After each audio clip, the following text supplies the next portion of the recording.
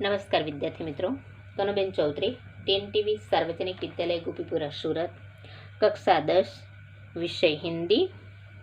आज हम भावार्थ स्पष्टीकरण यानी कि विचार विस्तार समझेंगे। प्रश्न पत्र में पद्यांशों का भावार्थ स्पष्ट करने के बारे में एक प्रश्न रहता है। इसमें दो अपठित पद्यांश दिए जाते हैं और उनमें से किसी एक का भावार्थ स्पष्ट करने के लिए कहा जाता है। तो ये पद्यांश का भावार्थ स्पष्ट करते समय हमें जो ध्यान में रखने की बातें हैं ये हम देखते हैं। तो पहला, पद्यांश का अर्थ भली भांति समझ लेना चाहिए।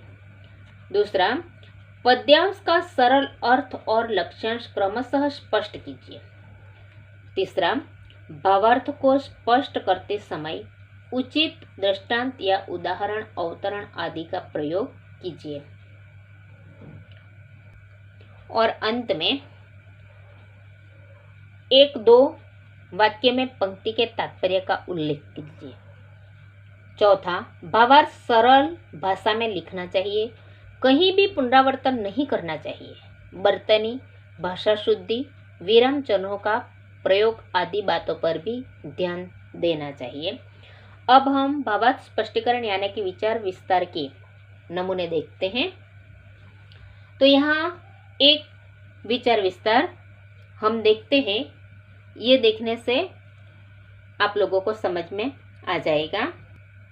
यहाँ पंक्ति दी गई है, भूलोक का गौरव, प्रकृति का पुण्य लीला स्थल कहाँ, फैला मनोहर गिरि हिमालय और गंगा जल जहाँ, संपूर्ण देशों से अधिक किस देश का उत्कर्ष है, उसका की जो ऋषि भूमि है वह कौन, भारत वर्ष है।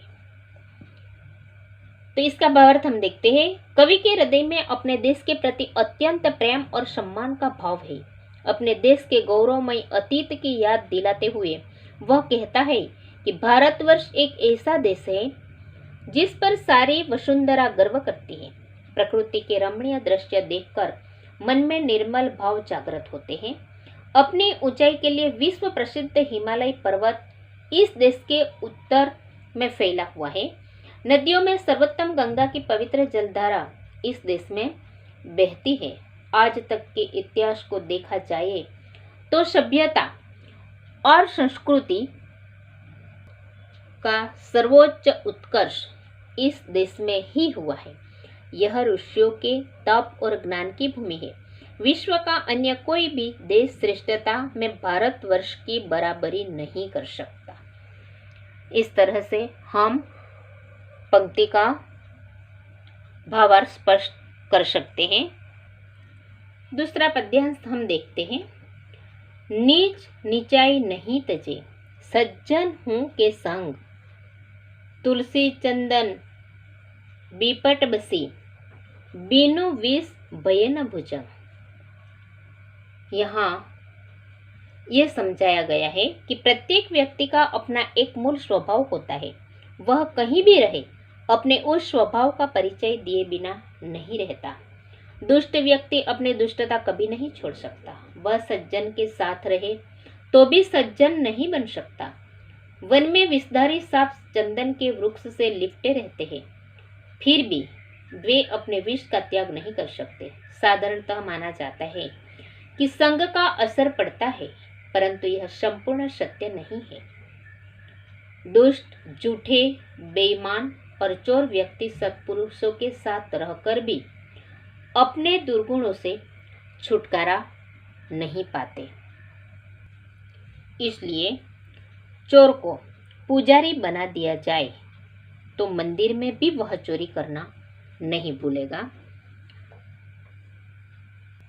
तो विद्यार्थी मित्रों, ऐसी पंक्तियां हमें अपने ध्यान में रखनी चाहिए और उसका भावार्थ समझ लेना चाहिए। पाठ्य पुस्तक में दिए गए जो पद्य हैं उन सभी पद्यों का भावार्थ स्पष्टीकरण हमें कर लेना चाहिए ताकि कोई भी पंक्ति प्रश्न पत्र में पूछी जाए तो हम अच्छी तरह